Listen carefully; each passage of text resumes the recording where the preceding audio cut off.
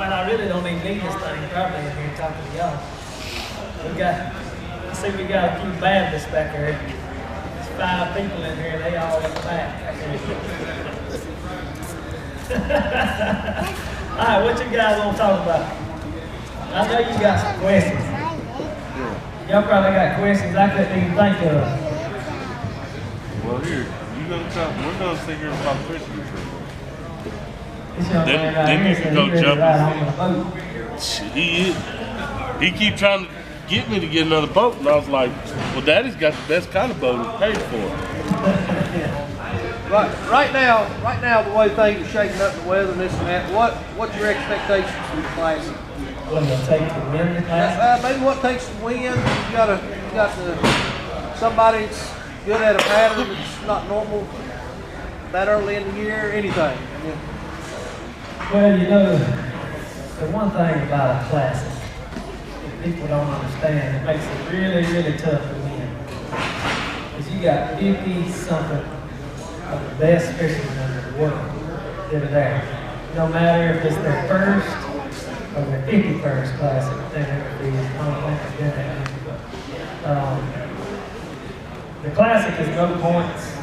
It's a whole different tournament. Every tournament we fish, you go in with a calculated game plan. Everybody does. But the Classic's not that way. Everybody's there to win. Who cares who gets second? You know, that's everybody's mentality. And everybody fishes that way. And that's what makes each and every guy super dangerous. Because they don't care if they catch a fish, as long as when they do get a bite, it's the right kind. And, you know, a guy can go into a tournament, not be on anything, and wind up stumbling up on something in practice and winning the whole heat. Or not in practice, wind up stumbling up on something while he's actually fishing tournament hours and win the whole thing. And I'll be honest with you, that's how most tournaments are won. Most of the time, even the Elite Series guys in meetings, those guys, none of them are excited. You know, they don't know who's going to win or if they're going to win or how even they're going to catch a limit. But somehow, man, they always scratch around and come in there and you'll think, here's the running joke on tour. We'll all sit around there at the meeting, everybody saying, you know, we think it's going to take the win. Y'all see that on Bass Night. There's a guy, James Overstreet, who writes it on a piece of paper, signing anything. Guess the weight. Who wins? What weight will win this tournament? Well, then, anglers always talk about, you know, there ain't one guy who can catch them good enough to win. The rest of us worry about how we're going to get paid.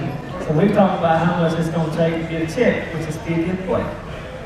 And it don't matter where you are, how tough the fishing is, or how good the fishing is.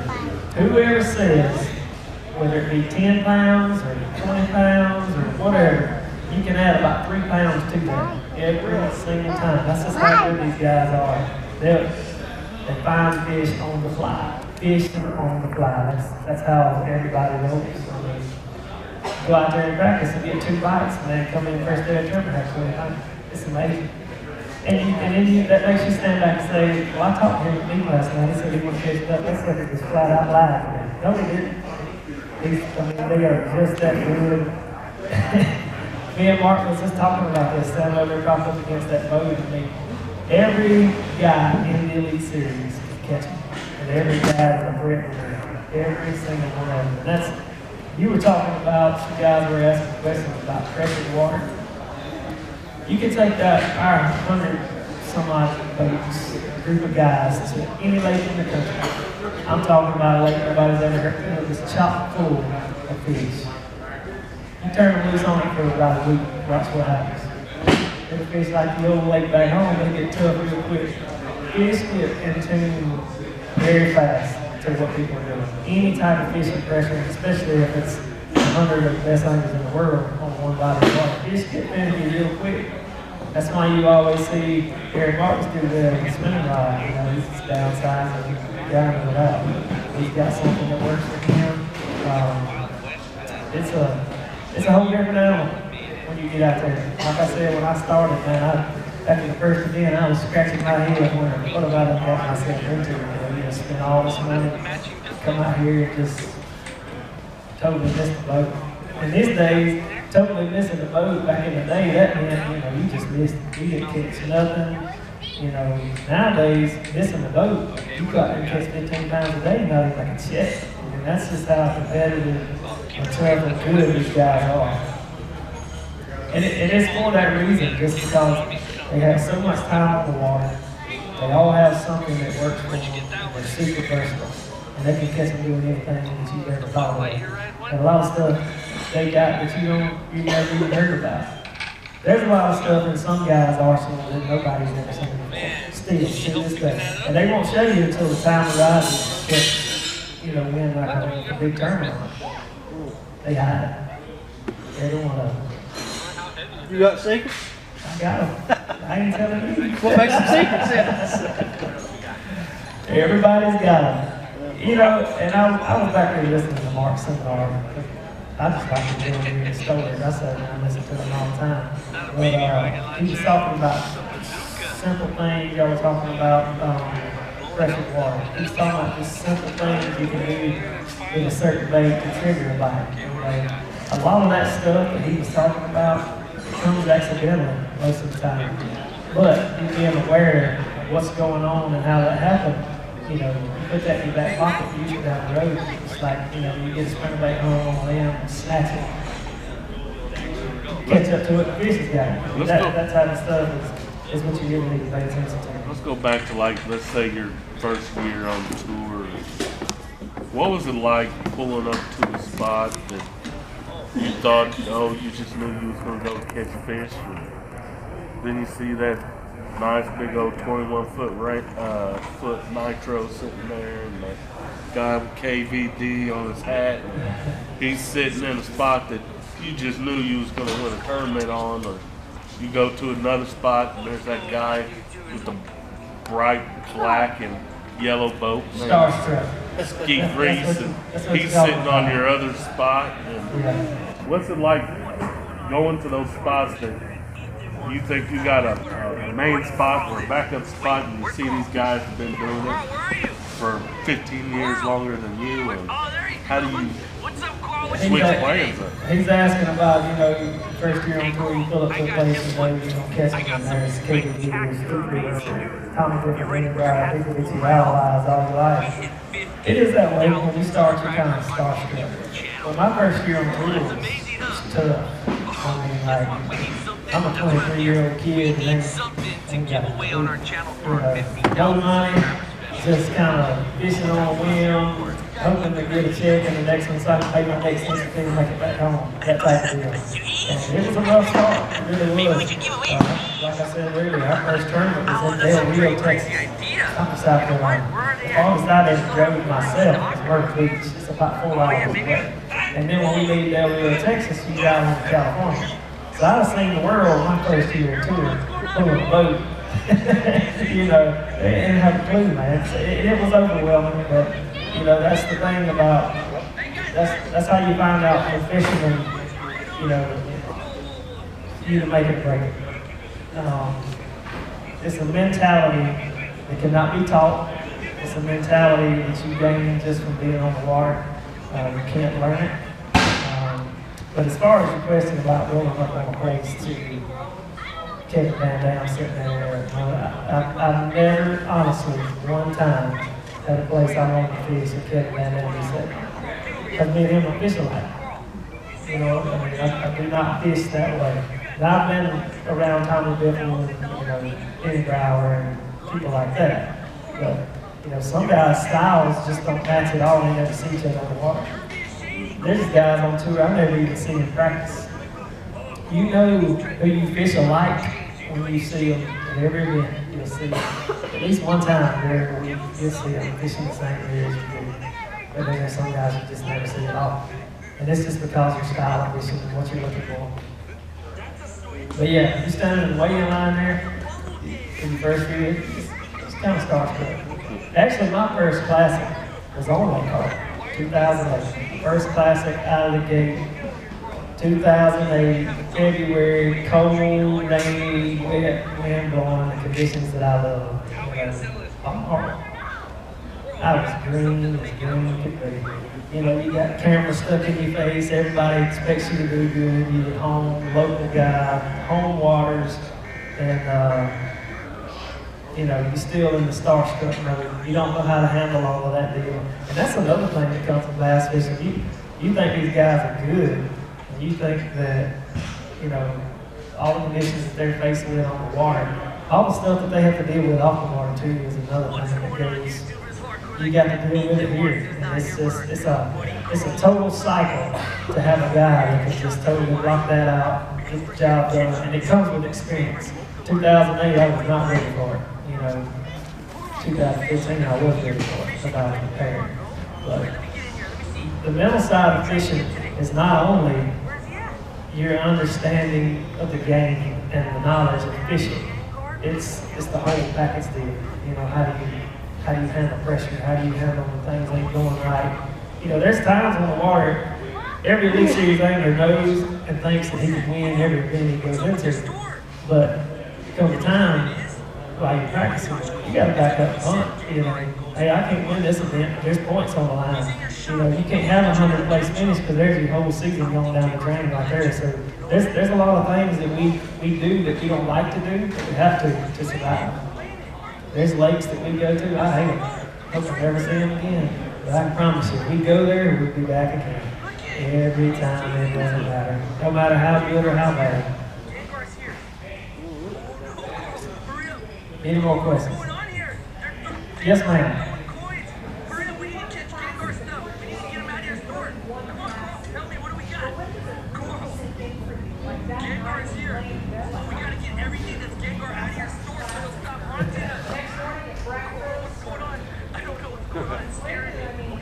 It didn't. She asked when did it sink in that she wanted the classic. It didn't sink in for a while, because I didn't sleep for a while. You know, classic week for the anglers is pretty high stress. I mean, we practice daylight to dark, Friday, Saturday, Sunday before. And every day of the week, the next week, you have something scheduled that you're not fishing. Of course, we practice on Wednesday morning, do like a full day weigh-in type deal, check in at a certain time, and then we have a big banquet that night.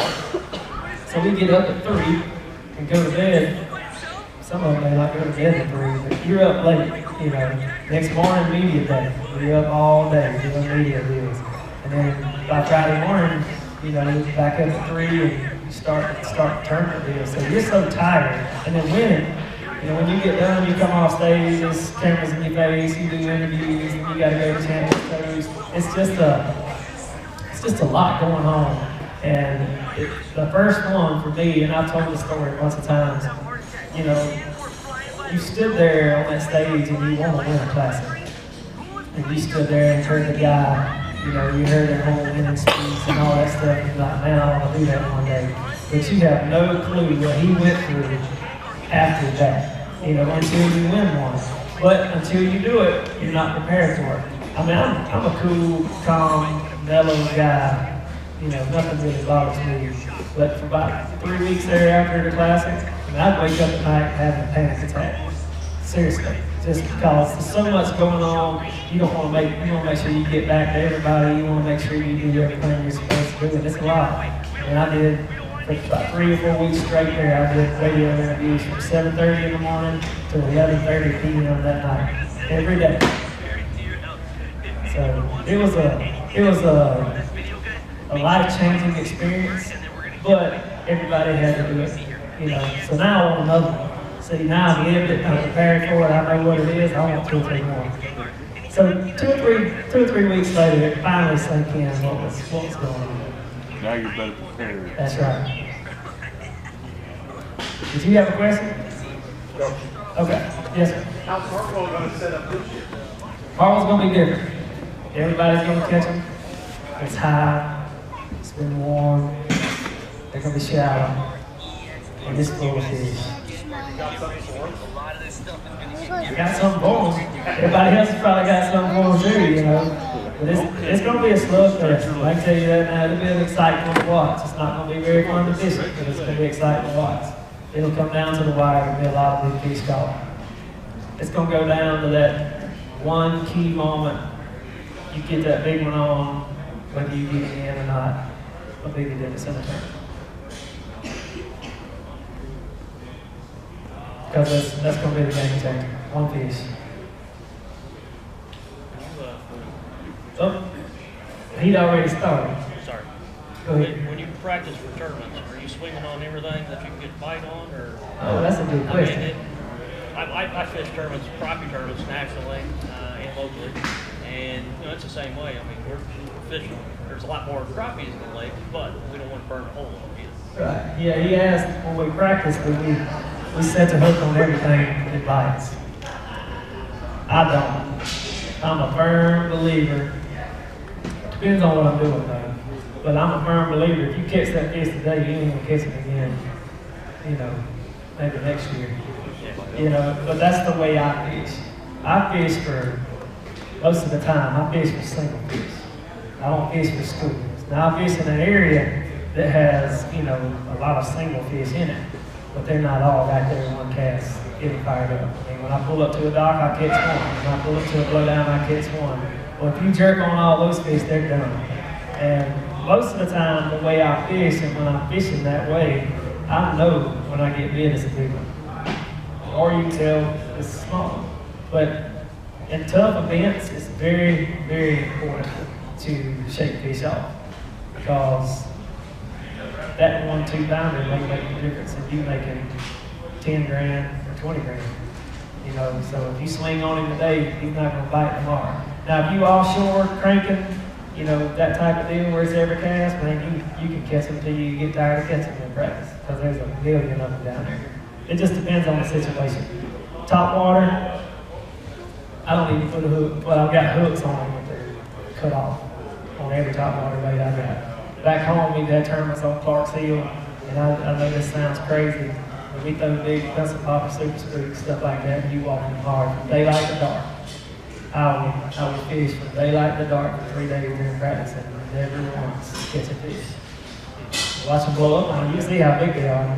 But yeah, I'm a firm believer in not setting it, unless it's offshore and that type of stuff. Sometimes you need to set the hook enough to figure out the size you're looking for. Yeah. But after that, no. And you see a lot of guys do that, man, and that's what makes tournaments so tough. You take into consideration in practice, you got 100 bites.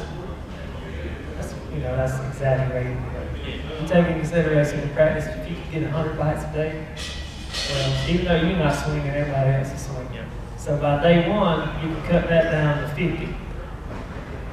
By day 2, you can cut that down to about 25. And by day 3, it's time to get the fairy lined out with 6-pound lines and you catch it in. You see what I'm saying? So that's where pressure is. That's how fast you see it happen. If you practice something like that, let's say you got your hook bent over, you're not going to set it, and one hits it, and you ease up on him enough to see him, and he comes up seizing and spits it out and goes back down, you think that fish is still okay? Yeah, he's okay. But you didn't stick him. If that happens, the water's dirty. Well, that's what we fish around here a lot. A fish in clear water is not going to let you get that close to it. Around here, you can pull them up, look at them. In some places. Yes, sir. Oh, I answered. All right. Yes, ma'am. Do you ever confuse camera boats and following around? Now there's drones with cameras. Or to tune that out, or sometimes When I'm on the water, I got blinders on most of the time. Unless somebody's aggravating me, or like getting in front of you and, messing with you. As far as all that hoopla going on back there, I'm not worried about it as long as they don't get in my way. The camera guys, you would think it would be aggravating, but they know that you're there for a reason. Yeah, I mean, they're working too, but they know they wouldn't be there without you being there. So they pull stuff out of you every now and then, but it's not like in the heat of the moment, when fish are biting or you're fighting fish and they're trying to get you to talk. They just don't do that. And they're pretty good about it.